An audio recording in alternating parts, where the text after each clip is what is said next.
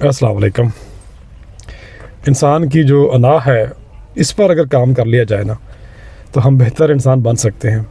جب میں 2012 میں پی ایچ ڈی کرنے گیا چائنا تو جناب وہاں پر باتھ روم بھی خود صاف کرنا پڑا، اور باقی معاملات کھانے پکانے کے، کمرے کی صفائی کے، وہ سارے کے سارے خود کرنے پڑے تو لگ پتا گیا۔ وہ اس لیے کہ ہم عادی نہیں تھے نا، ہم تو یہاں گھر والوں کے رحم و کرم پر تھے پاکستان میں، اور جہاں پر میں نوکری کرتا تھا یعنی گجرات یونیورسٹی میں، وہاں پر بھی ہمیں سلام پڑھتے تھے شاگرد، اور باقی جو کولیگز تھے وہ بھی جناب محبت سے پیش آتے تھے۔ تو یہاں پر ہماری جو انا تھی نا، یا جو خودی تھی، وہ کچھ زیادہ ہی خراب ہو گئی تھی۔ کہہ لیں کہ ہم تھوڑے سے نا اپنے آپ کو چیز سمجھنا شروع ہو گئے تھے۔ جب چائنا جانے کا اتفاق ہوا تو باتھ روم صاف کرنا پڑا، ایسا کام کرنا پڑا جو پہلے کبھی کیا نہیں تھا، تو انا جو ہے وہ ٹھکانے آ گئی، عقل بھی ٹھکانے آ گئی۔ تو انسان کی انا جو ہے یہ میرے خیال میں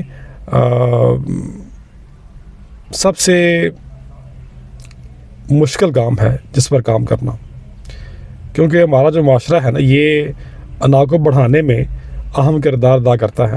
مثلاً بیجا تعریفیں، اپنے نام کے ساتھ بہت سارے القابات، بہت سارے ٹائٹلز، اور ہمارے معاشرے میں پراپرٹی جو ہے وہ ایک تعارف کا حوالہ بن جاتا ہے، ہمارے معاشرے میں گاڑی ایک تعارف کا حوالہ بن جاتا ہے۔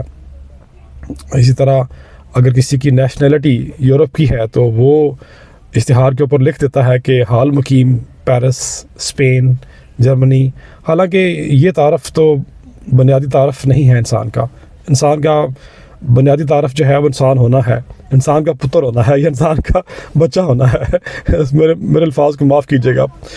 تو میرے خیال میں ہمیں غور کرنا چاہیے اپنے جسم پر بھی، کہ انسان کے جسم کے اندر بہت سارے نظام ہیں، نظام اخراج ہے، نظام خون سپلائی کرنے کا جو سسٹم ہے وہ ہے، اور سوچنے والا نظام ہے، بولنے والا نظام ہے، ریپروڈکشن سسٹم ہے۔ تو سارے کے سارے نظام جو ہیں آپ کے جسم میں ہیں۔ اب کوئی بھی نظام جو ہے وہ کم تر یا اعلیٰ تر نہیں ہے۔ ہمیں مثال کے طور پہ اپنے نظام اخراج کے حوالے سے اگر ہم بات کر لیں تو وہ اگر نہیں ہوگا تو ہمارا جسم بیکار ہے۔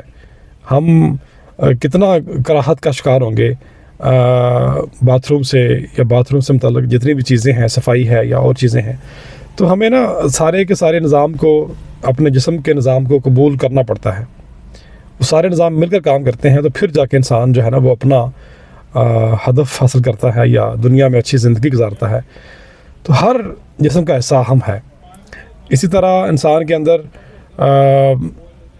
جو انا ہے اس کی اگر آپ نگہداشت نہیں کریں گے، نگرانی نہیں کریں گے نا، تو پھر انسان جو ہے وہ اندر سے کچھ اور ہی بن جائے گا۔ اس کی شکل آپ کو نظر آئے گی، دوسروں کو بھی شاید نظر آ جائے آپ کے اخلاق سے، آپ کی عادات سے۔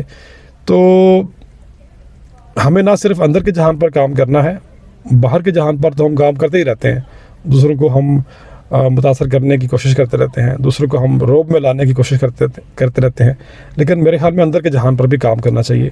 انا ہو، انسان کا غصہ ہو، نفرت ہو، کینہ ہو، بغض ہو، ان پہ ہمیں کام کرنا چاہیے۔ اگر ہم یہ تمام جو برائیاں ہیں جنہیں ہم رذائل اخلاق کہتے ہیں، یعنی رذیل یا کم تر اخلاق جو ہیں، ان پر ہم کام نہیں کریں گے نا تو ہم بہتر انسان نہیں بن سکتے۔ یا کام کرنا شروع تو کر دیں نا کم از کم، تاکہ ہم بہتر انسان بننے کی کوشش میں لگ جائیں۔ یہی انسان کا وصف ہے، یہی انسان کا شرف ہے کہ وہ بہتری کی طرف گامزن رہے۔ اور ویسے بھی اگر آپ بغض، کینہ اور غصہ پالیں گے کسی کے خلاف تو آپ اپنے اندر منفی توانائی ایک سٹور کریں گے، اور اس منفی توانائی کا نقصان سب سے پہلے آپ کو ہوگا۔ تو نیوٹرل پلیس پر رہیں، معاف کرنا سیکھیں، اپنے آپ کو پیس آف مائنڈ کے ساتھ چلانا سیکھیں۔ یہی پیغام ہے میرے حال میں۔ شکریہ۔